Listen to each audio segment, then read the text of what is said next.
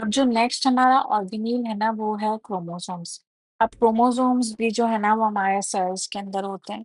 उनका जो main function ये होता है कि पहले तो उनका स्ट्रक्चर देख लेते हैं कि उनका जो स्ट्रक्चर है वो थ्रेड लाइक धागे की तरह स्ट्रक्चर होता है, जो कि न्यूक्लियस में होता है। इस तरह से ना धागे की तरह उनका स्ट्रक्चर होता है, वो न्यूक्लियस के अंदर होता है। दूसरा, यहाँ पे मैंने एक एनिमल सेल बनाया है, ठीक है? यहाँ पे हमारा ये न्यूक्लियस है। न्यूक्लियस जो है ना हमारा स्ट्रेट नहीं होता, न्यूक्लियस हमारा पोर्स पोर्स होते हैं, इस तरह से खड्डे खड्डे होते हैं इसके अंदर।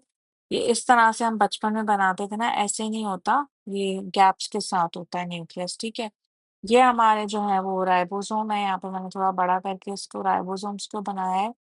अब बेसिकली क्या है कि यहाँ पे हमारे पास ना क्रोमोसोम्स जो है वो न्यूक्लियस के अंदर होते हैं, और क्रोमोसोम्स जो है वो एक स्पेशल केमिकल के बनते हैं, that is called DNA. DNA हमारा एक स्पेशल जो है वो केमिकल है, और डीएनए का जो फुल फॉर्म है वो होता है डीऑक्सी राइबो न्यूक्लिक एसिड। ये आपको पता होना लाजमी है। इसको हम कहेंगे डीऑक्सी राइबो न्यूक्लिक एसिड। ठीक हो गया। अब यहाँ पे डीऑक्सी का क्या मतलब होता है? डीऑक्सी का मतलब है विदाउट ऑक्सीजन। सही है, इसके अंदर ऑक्सीजन नहीं होती। तो ये हमारा फुल फॉर्म हो गया डीएनए का। अब होता क्या है कि जो हमारे क्रोमोसोम्स है ना, ये क्रोमोसोम्स जो है एक केमिकल का बना हुआ है। अब ये डीएनए जो है ना ये केमिकल है, क्रोमोसोम्स इस केमिकल के बने हुए हैं। इनका जो स्ट्रक्चर होता है धागे की तरह होता है, और इनका जो फंक्शन यही है कि इनके अंदर डीएनए होता है। इनके अंदर एक खास केमिकल होता है डीएनए। अब फिर डीएनए के फर्दर बहुत इंपॉर्टेंट जो है वो फंक्शंस हैं। अब हम एक चीज अंडरस्टैंड करेंगे कि जो डीएनए का मॉलिक्यूल होता है ना वो further several thousands of sections में डिवाइडेड होता है। ऐसा नहीं है कि बस डीएनए का केमिकल सिंपली है, वो फर्दर जो है ना छोटे छोटे सेक्शंस में डिवाइडेड होता है, और उन सेक्शंस को हम कहते हैं जीन। ये पूरा हमारा डीएनए का मॉलिक्यूल है, ये पूरा यहाँ से यहाँ तक। इसके छोटे छोटे सेक्शंस होते हैं जिसको हम कहते हैं कि ये हमारी जीन है, ठीक है? हम काफी लोग कहते हैं ना जीन्स डीएनए, इस तरह से हम रैंडमली बोल देते हैं, वो असल में फ़र्क होता है कि डीएनए के छोटे-छोटे पार्ट्स को हम जीन कहते हैं। अब जीन क्या होता है? अब ये देखो, ये भी जीन है हमारी, ये भी जीन है, छोटी-छोटी जीन्स हैं, ठीक है? अब जीन्स का हमारा फंक्शन क्या होता है कि इनके पास प्रॉपर रेसिपी होती है ऑफ द प्रोटीन। तो कौन-सा पर्टिकुलर प्रोटीन रिक्वायर्ड है बॉडी में, किस टाइम पे, कहाँ पे? तो has recipe to make particular protein. एक पर्टिकुलर प्रोटीन बनाने की रेसिपी किसके पास होती है? हमारे पास जीन के पास होती है। जीन कहाँ पे? हमारा डीएनए के अंदर है। डीएनए कहाँ है? हमारा न्यूक्लियस के अंदर है। अब होता क्या है, हमने अभी पहले पढ़ा कि राइबोसोम जो है वो प्रोटीन सिंथेसिस करते हैं, मतलब वो प्रोटीन्स बनाते हैं।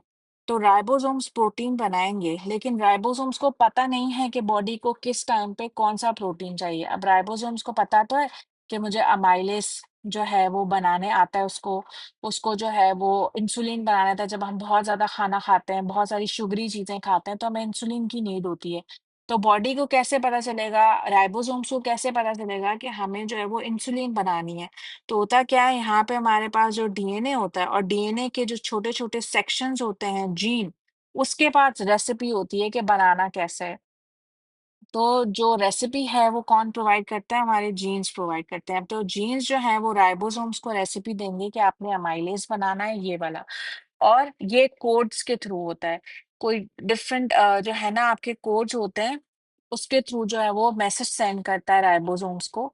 न्यूक्लियस से बाहर आती है हमारी रेसिपी ऑफ प्रोटीन्स, और फिर राइबोसोम्स उसको डिकोड करके जो है वो प्रोटीन्स बनाना स्टार्ट करता है। ठीक है? तो ये पता होना चाहिए आपको कि डीएनए और जीन में क्या फ़र्क है, और फिर जो है वो उसका क्या, राइबोसोम्स का जो काम है वो ये है कि प्रोटीन तो बनाएगा, लेकिन उसको रेसिपी नहीं पता, उसको ये नहीं पता कि कौन-सी प्रोटीन बनानी है, तो वो कौन बताएगा? आपकी जीन बताएगी। तो क्रोमोसोम्स बेसिकली एक स्ट्रक्चर है। क्रोमोसोम डीएनए नहीं है, ना ही क्रोमोसोम न्यूक्लियस है। क्रोमोसोम जो है वो न्यूक्लियस के अंदर थ्रेड लाइक स्ट्रक्चर्स होते हैं धागे की तरह, जिनके अंदर हमारा जो है वो डीएनए होता है, और डीएनए के छोटे-छोटे पार्ट्स होते हैं जिसको हम जीन्स कहते हैं, और जीन्स के अंदर हमारे पास रेसिपीज़ होती हैं, ठीक है? जो वो ट्रांसफ़र करता है राइबोसोम्स को। अब होता क्या है कि हर जो है ना प्रोटीन को बनाने की डिफरेंट जो है ना रेसिपी होती है। तो जीन क्या करता है, पर्टिकुलर रेसिपी देता है पर्टिकुलर प्रोटीन की ना उसको राइबोसोम्स को। तो अब राइबोसोम बेसिकली ना कुकिंग कर रहा है, राइबोसोम को जो है खाना बनाना है। लेकिन वो जो प्रोटीन है, उस बनानी कौन सी प्रोटीन है, वो जो जीन जो है ना बताएगा। तो जीन न्यूक्लियस के अंदर है और जीन जो है वो रेसिपी न्यूक्लियस से बाहर जो है वो राइबोसोम्स को भेजता है कि कौन सी प्रोटीन बनानी है।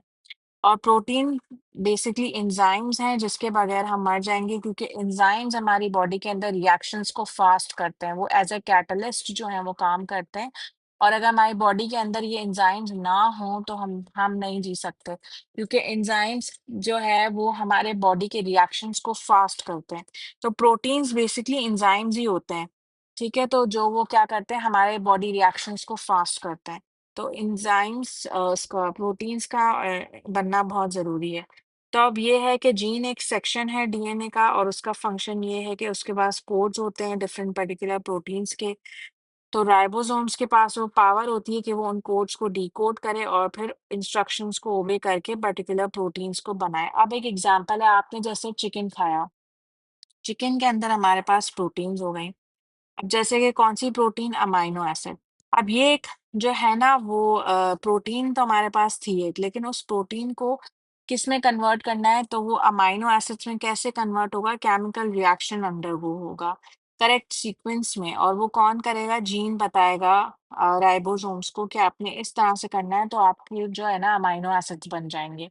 तो इस तरह से, इसी तरह से मैंने एग्ज़ाम्पल दिया कि अगर बॉडी में आपने बहुत शुगरी चीज़ें खा ली, कुछ मीठा खा लिया, तो आपको इंसुलिन की नीड पड़ेगी। तो वो बताएगा कौन? जीन बताएगा। जीन किसको बताएगा? राइबोसोम्स को बताएगा, और राइबोसोम्स जो हैं वो फिर आपकी इंसुलिन प्रोड्यूस करेगा। अब जैसे डेफिनिशंस आती हैं एग्ज़ाम्स में कि आप डीएनए को डिफाइन करो, तो डीएनए एक केमिकल है जो कि जीन बनाता है। डीएनए जो है वो प्रोटीन्स की रेसिपी नहीं देता, बल्कि डीएनए के अंदर हमारे पास जो है वो जीन होती है, जो कि छोटे-छोटे सेक्शंस होते हैं, और फिर वो बनाती है। अब जीन का क्या फंक्शन है, जीन का क्या जो है डेफिनिशन है, तो जीन को कहते हैं कि एक सेक्शन है वो डीएनए का, और हर एक जीन के पास एक स्पेसिफिक कोड होता है प्रोटीन सिंथेसिस या मेकिंग कह दें आप, करने का। और फिर वो प्रोटीन जो है वो कोई भी एंजाइम हो सकता है, हीमोग्लोबिन हो सकता है, या एंटीबॉडीज हो सकती हैं। तो हमारे पास जो प्रोटीन्स हैं वो एंजाइम्स भी हो सकते हैं, हीमोग्लोबिन भी हो सकता है, एंटीबॉडीज भी हो सकती हैं। तो यहाँ पे मैंने थोड़ा-सा चार्ट के थ्रू बताया कि जीन जो है वो ट्रांसफ़र करता है राइबोसोम को रेसिपी, और फिर राइबोसोम जो है वो प्रोटीन्स बनाता है। फिर जैसे कि एक प्रोसेस हुआ फोटोसिंथेसिस, इस फोटोसिंथेसिस के प्रोसेस में भी हमें जो है वो एक कैटलिस्ट रिक्वायर्ड होगा केमिकल रिएक्शन के लिए। विदाउट कैटलिस्ट हम लोग रिएक्शंस जो हमारे स्लो होंगे। तो एंजाइम्स जो है उनका काम क्या होता है, प्रोटीन्स एंजाइम्स भी हो सकते हैं। अब प्लांट सेल्स में फोटोसिंथेसिस होनी है, तो उसके लिए हमें क्या चाहिए, एनर्जी चाहिए, तो उसके लिए राइबोसोम्स को एंजाइम्स बनाने होंगे। तो वो सारी इंफॉर्मेशन हमें जीन देगा। तो क्रोमोसोम्स के अंदर बेसिकली हमारा डीएनए होता है। क्रोमोसोम का यही मेन फंक्शन होता है कि उसके अंदर डीएनए होता है, और डीएनए का सारा फिर आगे काम है। इसको हम बहुत डिटेल में पढ़ेंगे, पूरा जीन को, डीएनए को। लेकिन अभी क्योंकि हम ऑर्गेनील्स पढ़ रहे हैं सेल्स के, तो हम उसको यहीं तक रखें। अच्छा, अब इसी के साथ हम न्यूक्लियस देख लेते हैं। अब न्यूक्लियस क्या है? बेसिकली न्यूक्लियस का फंक्शन स्ट्रक्चर बहुत सिंपल है। ये भी ऑर्गेनील साइटोप्लाज्म के अंदर होता है, और उसके थ्रेड लाइक स्ट्रक्चर्स होते हैं इसके अंदर, जो कि क्रोमोसोम्स होते हैं। और उसके पास जो है वो पोर्स होते हैं बहुत सारे, इट हैज़ मैनी पोर्स। तो वो जो है हमारा सीधा नहीं होता, पोर्स होते हैं, इट हैज़ मैनी पोर्स। इस तरह से खड्डे-खड्डे बने हुए होते हैं, जैसे मैंने इसमें भी दिखाया लास्ट डायग्राम में, यहाँ पे इस तरह से। तो खड्डे-खड्डे बने होते हैं, और उसके अंदर जो है वो थ्रेड लाइक स्ट्रक्चर्स होते हैं जिनको हम क्रोमोसोम्स कहते हैं। उसका मेन फंक्शन यही है कि वो जो है ना वो सेल एक्टिविटी को कंट्रोल करता है और डिवीजन करने में, क्योंकि वो डीएनए की वजह से। न्यूक्लियस के अंदर बेसिकली डीएनए होता है, इसी वजह से जो है हम कहते हैं कि न्यूक्लियस जो है वो बहुत इम्पोर्टेंट काम कर रहा है। लेकिन असल काम डीएनए कर रहा है, फोटोसिंथेसिस का फोटोसिंथेसिस नहीं, प्रोटीन सिंथेसिस करवाना, जैसे कि एंजाइम्स हो गए उसको प्रोड्यूस करना, ये सब काम डीएनए का है, अभी हमने पढ़ा। तो सेल की एक्टिविटी को कंट्रोल करता है कौन? न्यूक्लियस। अब वो न्यूक्लियस इसलिए कह रहे हैं क्योंकि न्यूक्लियस के अंदर हमारे पास डीएनए है। तो बचपन में काफ़ी स्टूडेंट्स ने ये पढ़ा होता है कि भाई हमारा न्यूक्लियस मेन है। अब वो मेन क्यों है? क्योंकि उसके अंदर जो मेन इम्पोर्टेंट चीज़ है वो है डीएनए। डीएनए के अंदर जो जीन्स हैं, फिर जीन्स का काम क्या है वो सारा हमने पढ़ लिया।